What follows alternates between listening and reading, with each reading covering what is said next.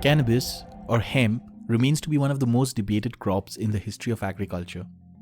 On the one hand, a plethora of uses ranging from extracting yarn for textiles to creating paper and personal care products make cannabis an untapped agricultural resource across the world that is gaining some popularity. And on the other hand, the recreational use of cannabinoids present in the plant categorizes it as an illegal drug. But cannabis is gradually growing to becoming an industry that economists believe would touch the $1 trillion mark soon. In the first episode of The Cannabis Economy, we learn about the crop's position in the textile industry from Shikha Shah, founder and CEO of AltMat, a company dedicated to converting agricultural waste into textiles.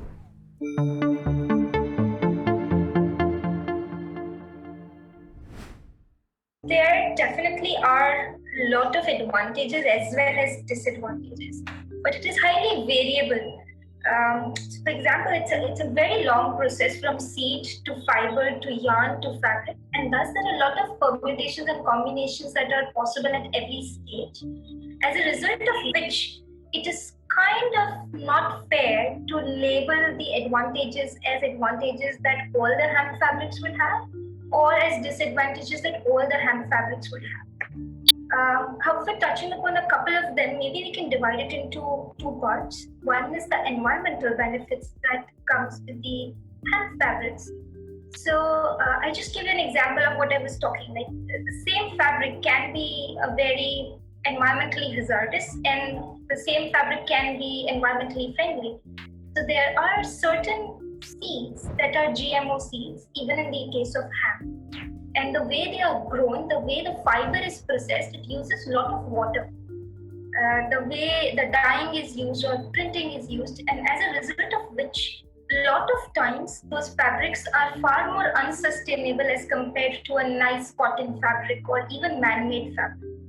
So if you see Higg Index, which is one of the very respected material sustainability index in the textile space, it sometimes labels hemp as one of the very unsustainable fiber, which is of course very contrary to the popular belief that it is sustainable. Having said that, it can also be one of the finest, one of the very sustainable fabrics if you manage your supply chain right. So we do focus a lot on managing our farms, where we would make sure that the seeds that are used are sustainable. The way we process our fibers hardly use any materials or hardly use any hazardous chemicals or water in high quantities. And as a result of which, the hemp fabric that you get, in terms of sustainability, is far more sustainable than the existing fibers like cotton or even viscose in some cases. So if you process it right, you can take the natural functional properties of it being antibacterial, it being anti-UV, it being more air permeable, which means that the rotation of air in the fabric would be better, giving you a better feel while you're wearing it in a hot and humid weather, can be taken to the final fabric.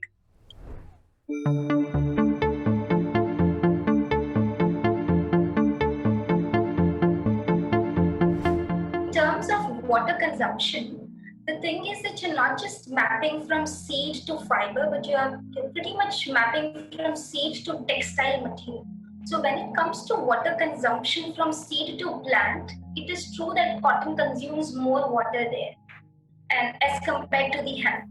But then what happens is, once the hemp stock has grown, the way people ret it or the way people process those fibers to make them textile fit, they tend to use more water there. And now when you do the total usage of water, it can be a possibility that we ended up using equal amounts of water, or maybe lesser, but not as sustainable as we were claiming it to be.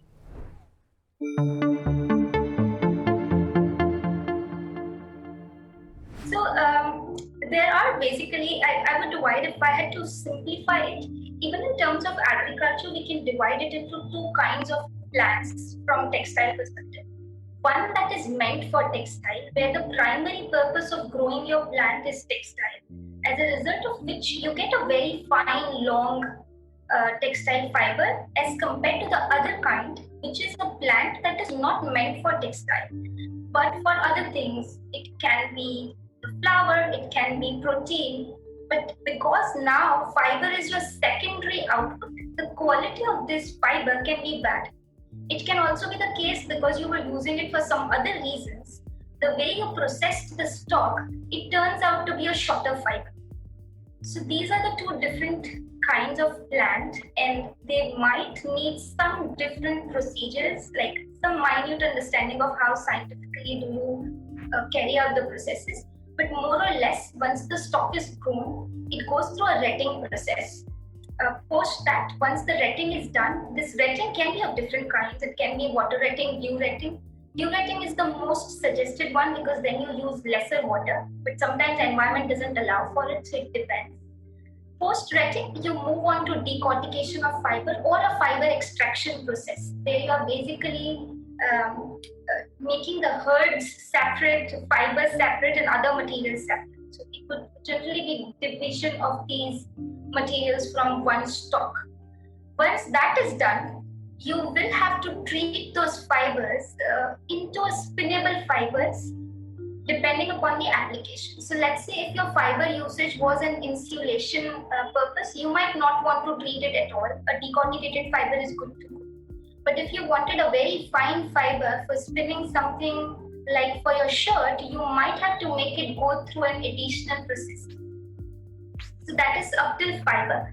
But once you're there, in terms of apparel textile, it goes through a similar process of any other fiber that goes through spinning, weaving, dyeing, printing, and garmenting. So for textile, it would be this process. For other things like insulation, fiber would directly be compressed into an insulation sheet or a construction sheet or so on.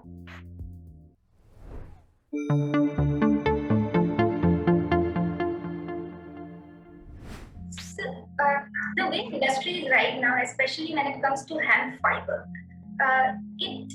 it's pretty much in its nascent stage outside a couple of geographies. Like China has been doing pretty well for years, but other than that, it is pretty much in nascent stage.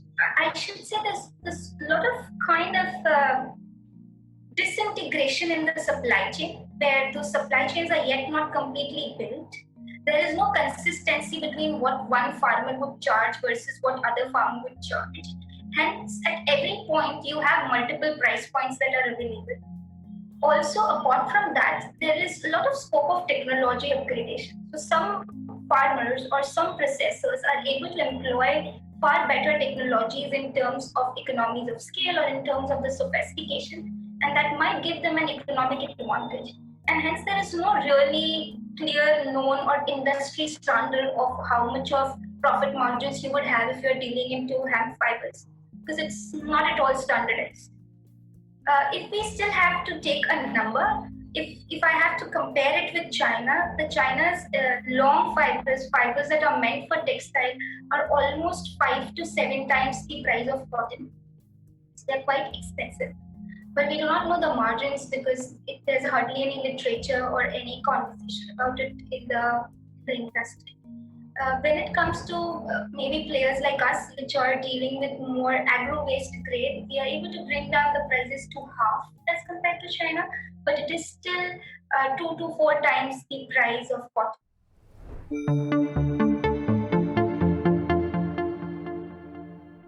So with regards to fibers and as well as textile supply chain, there isn't any regulation that is stopping you from importing or exporting, because essentially fiber has absolutely nothing to do with CBD and THC part of the plant, right? So you're just dealing with a plant which is far away from anything that narcotics would have any problem with. So there's not much problem with any kind of business trade pertaining to fibers or textiles.